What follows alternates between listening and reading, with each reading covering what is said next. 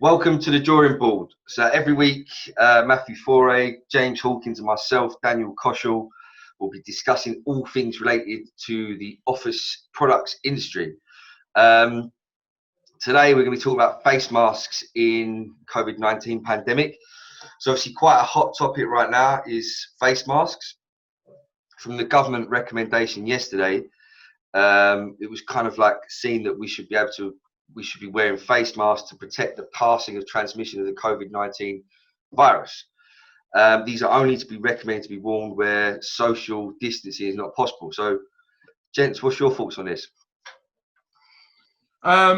Well, I think the first thing to know is it's a guideline. So, it's not the law. It's not, it is a guideline. And again, I think secondly, it's where. So where is social distancing? Where can't that happen? So for me, the first thing I think of is, the commute to work. So whether it be a train or a bus, that's going to be quite a congested area. It's going to be really difficult to keep 2 meters apart. So that would be the first place that I'd think of.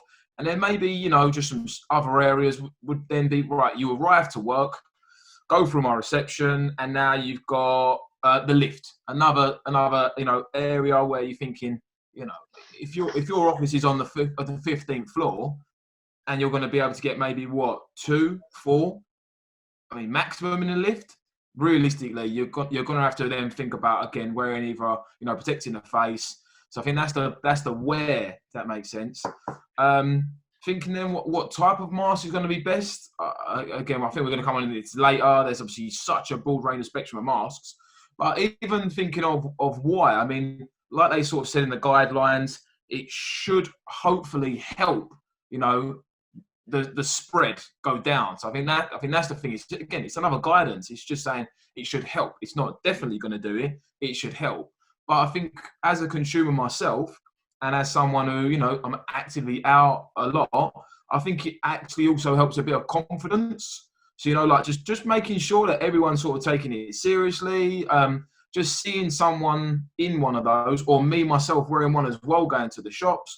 I feel like, it just gives me a bit more confidence when I'm out and about. I just think with this, it's just, it gives people more of an idea of what's going on, and it makes sure people are keeping their distances from each other. Because if you see someone with a mask, I doubt you're going to kind of stand next to them. But the thing, obviously, seeing, after yesterday's kind of update, I know there was a little bit of confusion in the air, but kind of just looking at public transport, even the roads yesterday, obviously myself, I had to travel into the office, and just the roads were just kind of back to normal. So obviously London is obviously getting big, obviously busier, and people are going to be planning their return to work. So obviously with the face mask, people jumping on transport and kind of getting to work, because, not many people actually, especially going into London, not many people travel by car. It is going to either be train or tube. And, for people to protect themselves and, to even just for their conscience mind, just to feel better, having a face mask there will definitely, kind of help them out. But it is down to each individual themselves to kind of, make that decision, or each workplace to put that in place, for their staff or whatever. Yeah, I totally agree. I think obviously with the push from Boris yesterday about construction and manufacturing going back, I think I've got some friends who are project managers. I think it's very unrealistic to maintain a 2 meter social distance, especially when people are working pairs in ladders, for example, in supporting ladders. It's just impossible. As much as I can understand other parts of the job can be done, I really think like this kind of guideline as such to recommending people returning to work with masks is really going to give that confidence. And again, with the public transport, guidelines for everyone to drive in, it's just not physically possible. London couldn't for people to drive in. Exactly. So I think as well, I think the guideline to wear masks is the right move from the government, and again, giving people that confidence. I totally agree with that. So going on to face masks, for us, PPE, we've been dealing with it for a couple of years now. I know a lot of people are kind of new to it. It's something they've never come across. So face mask explained as such, we've got there are many different types of masks in the market. So for us as a business, we're getting lots of requests, starting from the entry level 3-ply masks, dental masks, surgical masks, the type 2R, the N95 or known as FFP2, the FFP3, and then also the top tier of the FFP3 cut, molded with a respirator on it as well.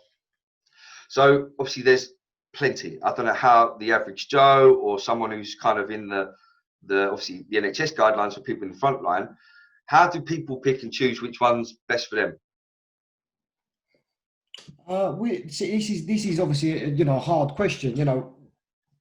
With the masks themselves, as there is so many out there, and it's gone from the government saying that frontline kind of need the FFP3s, which are the best ones. But then it does come down to obviously what people are comfortable in wearing or using. Especially within workplaces. Kind of sitting at your desk with an FFP3 mask is it's not kind of a small mask like the say for instance the surgical masks, and it does really come down to that person themselves of obviously what they are comfortable with in wearing. We can't give the person and tell them exactly what they want to wear. It does come down to the person themselves, obviously what they are going to wear.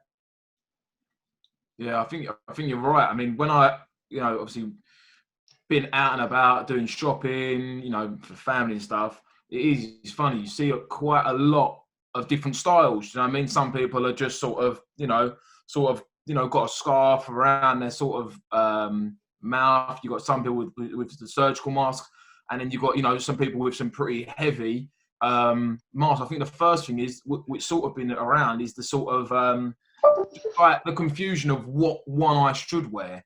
But, we've done a little bit more research and we're starting to see, if you do consider, I suppose, what's the activity you're doing in that mask?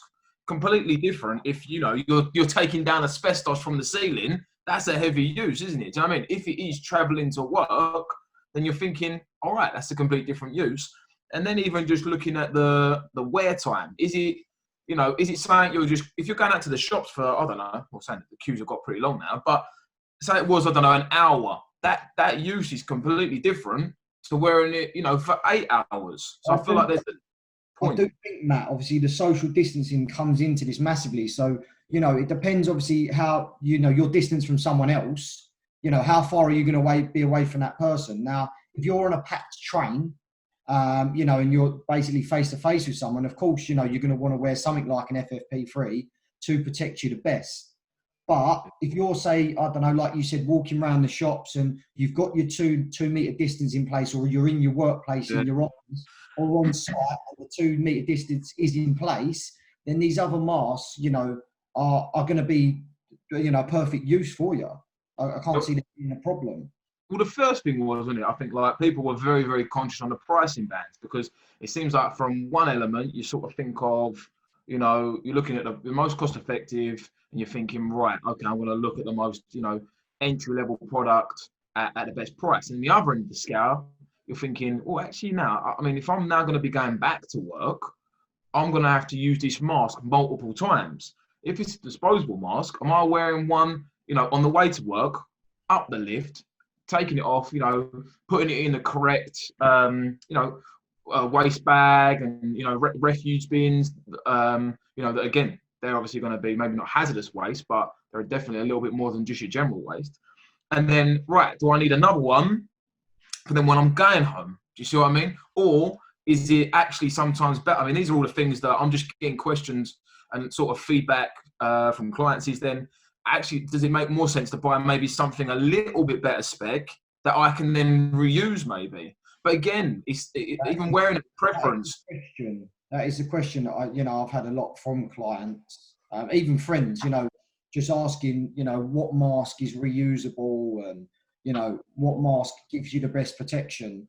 Like with the mask itself, obviously, like we said, with the 2 meter distance, it depends how close you are to someone.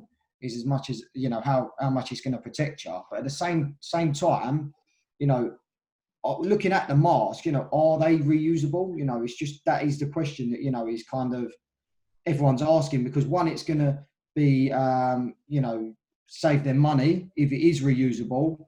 Yep. Two, it's like, how many do they need to order? So, that's the questions that people are asking, what sort of quantity are they going to need if they've got, say, 300 staff? Is each person going to need maybe one mask? Is each person going to need 2 masks? And, if people are there doing maybe 4 to 6 hour days, I take it, not everyone's going to be going back to doing, their normal, times at work.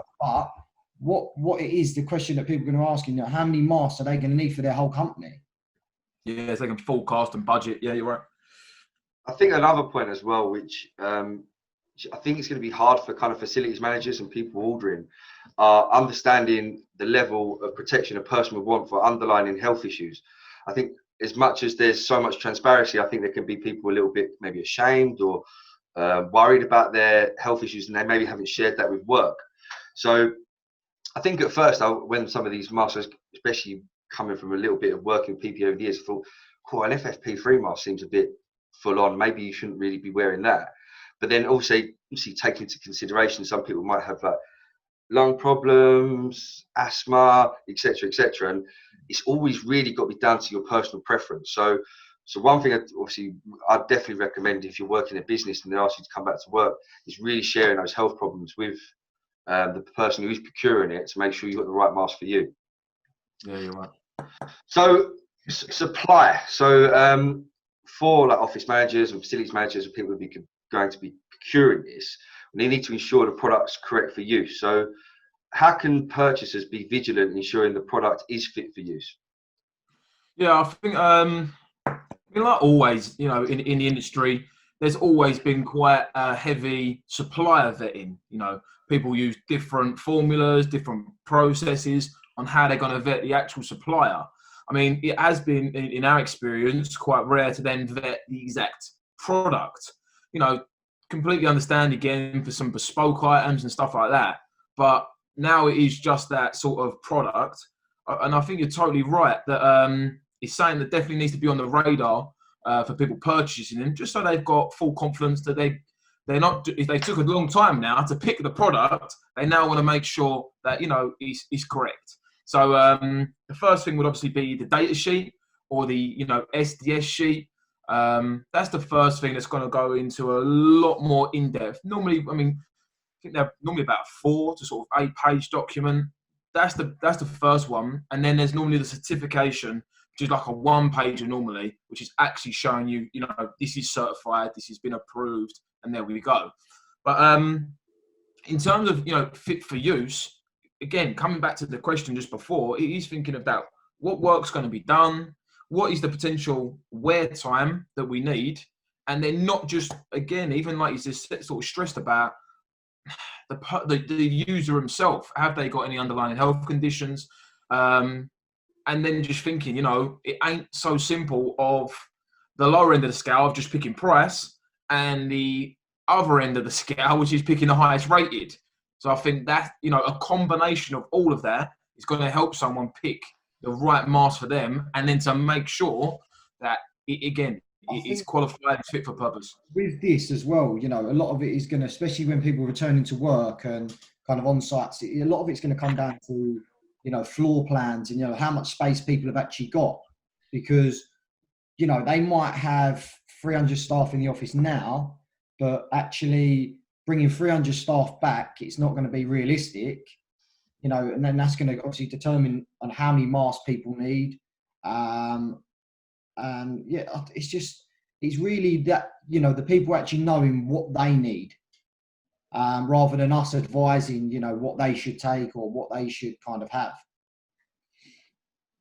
Great. I definitely think, that looking for them, or anytime, again, you're getting pricing, and we saw this quite early on, didn't we? Sort of, people coming to us with pricing, people coming to us trying to compare products just on, I need masks, and you're like, okay, cool, happy to help and where we can assist. And then we're asking the questions of, what mask, what sort of, what grade are you looking for? And then it's like, okay, great. And then you're also thinking, right, cool. Have you checked the data sheets on these ones? And just trying to do the due diligence and not just looking again at price and speed. Just making sure that it's the first things first is fit for purpose, and then that way, hopefully again, you're just going to procure and get the right master for you and the team. With the data sheets, I feel like they're answering a lot of people's questions of what they need and where they need it, kind of thing. Which is that that's what we're obviously giving out to clients that have been ordering. It's just basically the right information and kind of guidelines that they need. Yeah, you're right. So obviously with the supply chain, obviously the NHS have been struggling with issues, and coming from a heavy supply chain background, I think I can genuinely understand the issues they've had. If there's a global pandemic and it originated in Asia, China, then they're the manufacturing hub of the world. So they're producing a lot of this product that gets distributed across the world. So when the demand's on the up and the demand is where it's being manufactured, I can expect the supply levels not to reach around the world where they should do. And obviously another good thing about this is put a massive push on British manufacturing. Lots of companies are diversifying from a manufacturer point of view, which I think is really, really good, helping and supporting producing this product, which is fantastic. Even there's a lot of distilleries that are making alcohol-based hand sanitizer, which is fits the purpose, and it's brilliant. So I think one thing I would recommend to all clients is, as this market is really affecting our economy, a lot of people from a distributor side are really diversifying a lot. And it's been quite strange times to see. I've had chartered accountants, I've had people in the industry that really shouldn't be selling this product from their background pushing the product. So as long as their manufacturer chain is strong and they've got all these sheets to back it up and the product, fair enough. But obviously they've got to be, when they are distributing, making sure they have got all those things up front and putting some trust into the product they're selling. Right, so that was our first ever podcast. So I really do appreciate you tuning in. And if you could leave any comments or any topics you'd like us to talk about, please do leave that below. And we look forward to our next one.